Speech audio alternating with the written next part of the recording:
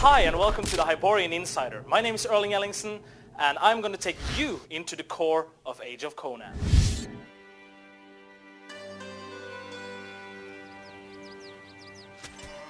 Hi and welcome. In this edition of the Hyborian Insider we're going to be talking about crafting and we're going to be talking about city building.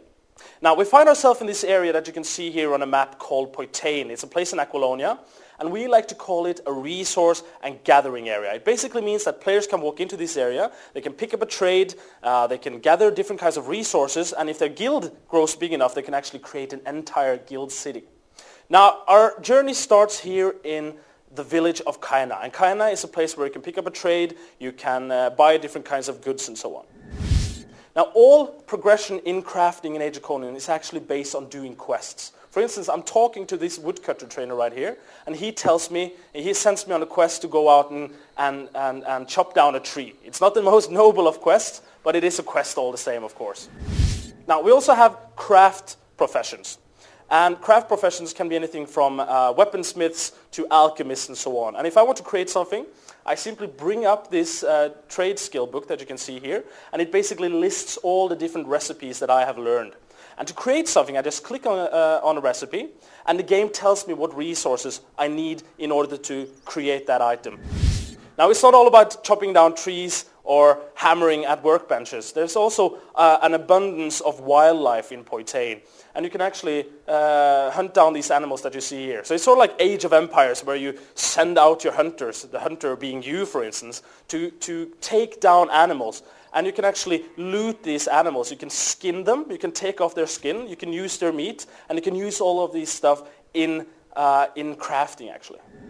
Now eventually, your guild is going to be big enough that you will be able to create a player city. So your guild would just go into this area that you can see here. It'll claim a portion of land, and it will interact with these foundation stones that you can see here to create different kinds of building that will benefit your guild directly.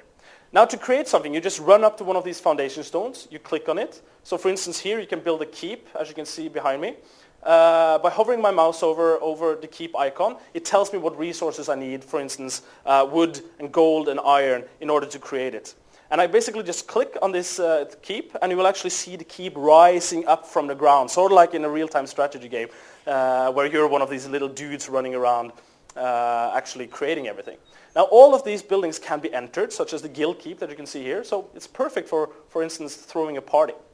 Now you also want to build a trade post, and trade posts are sort of like the auction houses of Hyboria. It's a place where you can buy and sell wares with other players from all around on that same server as you are on. Now you can also create buildings that are necessary for crafters. For instance, the Thieves Guild, the Blacksmith, or the Alchemist Tower, for instance, that you can see here, being built here behind me. Now, if I build this Alchemist Tower that you can see here, all the alchemists in my guild will have special benefits. They will be able to create potions that no one else are able to create unless they too are in a guild that owns an alchemist tower. So you really get that extra edge.